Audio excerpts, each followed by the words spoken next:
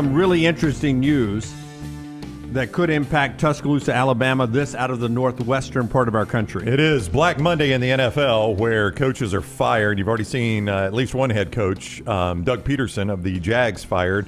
But you also get some coordinators fired today, and one of those is Seattle coordinator Ryan Grubb, who is out in Seattle after one season with the Seahawks. For those of you who do not know who Grubb is, he was the offensive coordinator with Kalen DeBoer at Washington that revamped their offense with Michael Penix. Came to Alabama for a minute, in fact, made an appearance that Dunaway hosted.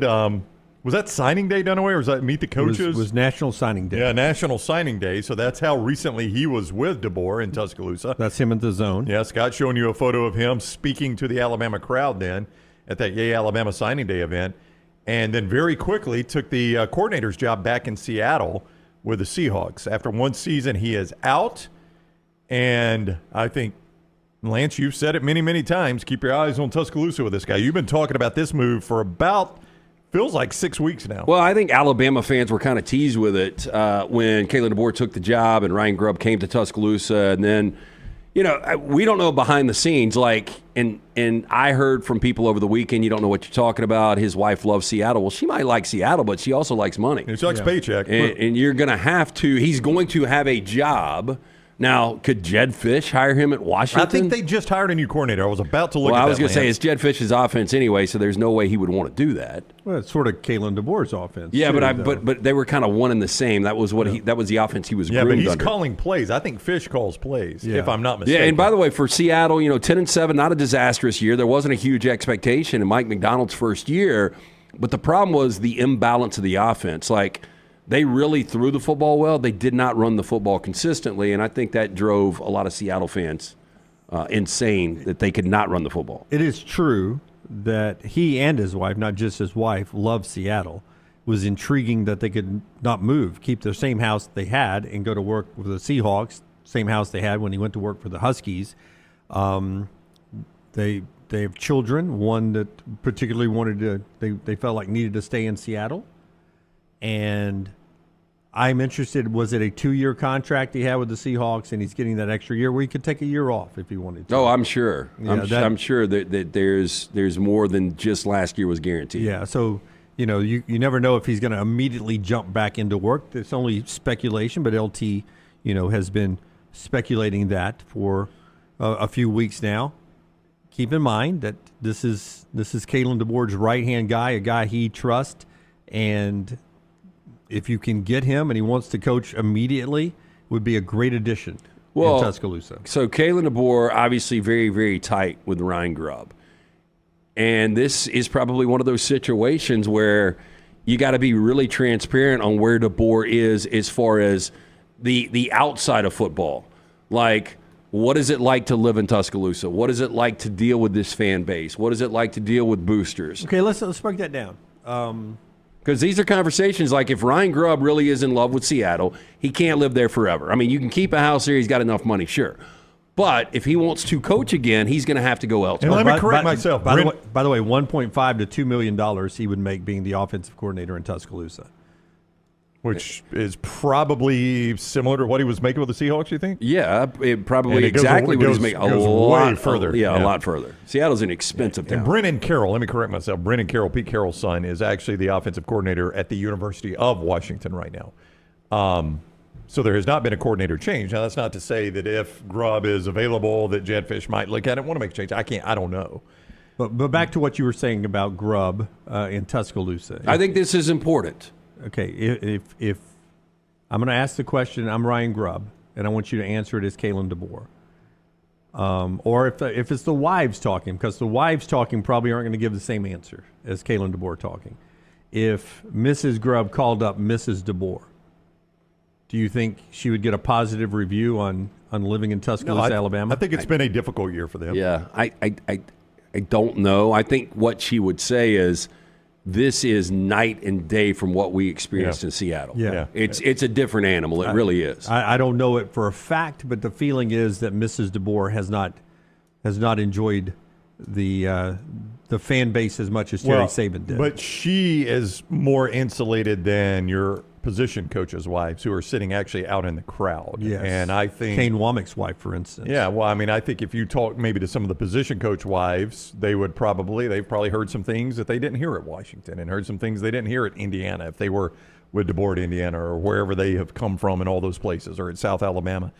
So, I mean, I think if you talk to them, Lance is right. They'd probably tell you it's a different world. But, when you sign up to coach, you kind of sign up for that. So those coaches are cut a little bit different, and the wives are cut a little bit different. And to Lance's point, Ryan Grubb is a nice free agent right now. If Ryan Grubb sat out and was trying to be a free agent next year, what's his value? I don't know. Well, do you think he's got any in the NFL, Lance? I don't think right now, no. No, I think that was kind of a fit, like Mike McDonald taking over. Okay, these offenses popped. Let's give him a shot at the NFL level.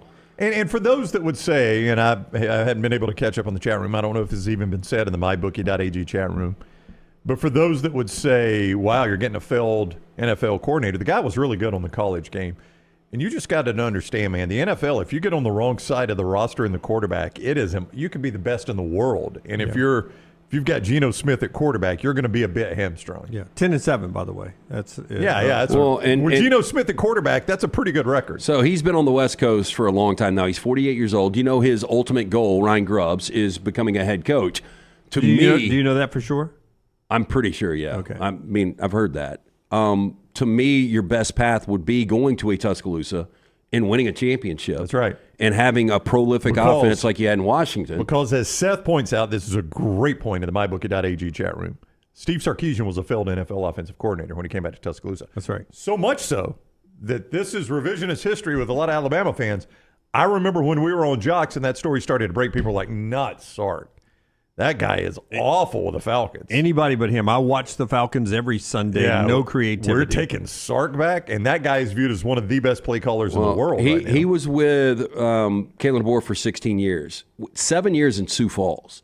And so this kid, he's from Iowa, played at South Dakota, and now he's been on the West Coast for a while.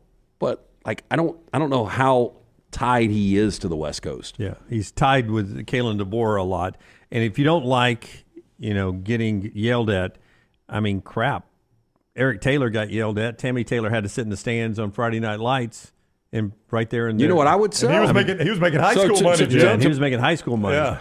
I'm sure Nick Sheridan really appreciates this conversation. Again, not a bad job in year one, but if you can have Ryan Grubb, I'm sure that's the direction Kalen DeBoer would like to go.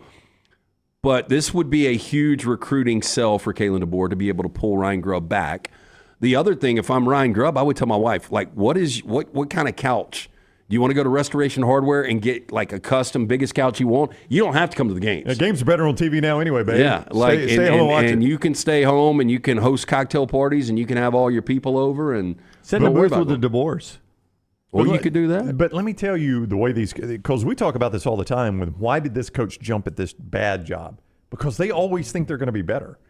And I can guarantee you, Ryan Grubb knows Nick Sheridan. I don't think it's a shot at Sheridan, who, by the way, he and DeBoer were on the sidelines for that Falcons game yesterday watching Penix. So they were there together.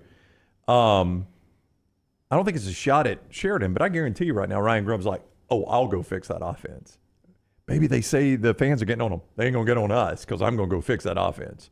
You've seen me coach on the – baby, I know – I do think it's interesting. I know it interesting. didn't work with Geno Smith. We'll be able to walk into Chuck's and they will put us ahead of the line. Yeah, you wait till you see what I do with that offense. I'm going to be their hero. Back to the quarterback conversation, though. I'm sure Ryan Grubb wants to know what he's working with. Now, Geno Smith at times looked really, really good. Again, made $6 million in escalators yesterday. But you wonder if it's I know what I've got in Austin Mack. I need to check this Ty Simpson guy out. Well, what about I'm getting the Gatorade National Player of the Year. He probably has not had that quarterback very often as a college coach, the Gatorade National Player of the Year. He's never had that guy. And the kid he recruited to come to Washington, who's also in Tuscaloosa, Austin Mack. And then Ty Simpson, who is a coach's son and probably he would enjoy spending time with. We'll I don't see know. what happens. A lot of people think it's far fetched, but look, this is the first domino to fall. Like, he doesn't have a job. It's not making the decision. Seattle wants me back. Do I want to go back to the college game? Now you don't have a job. Yeah, but I don't know what colleges are out there looking for offensive coordinator right now. I mean, what jobs are actually open? Even if they are, it's not not a Alabama guy you've been level. with. It's not a guy you've been with for so long. Yeah, right. like there's not going to be a better offer. I wouldn't think, it's- if he does get an it's offer. probably either take a beat or take the Bama job for him.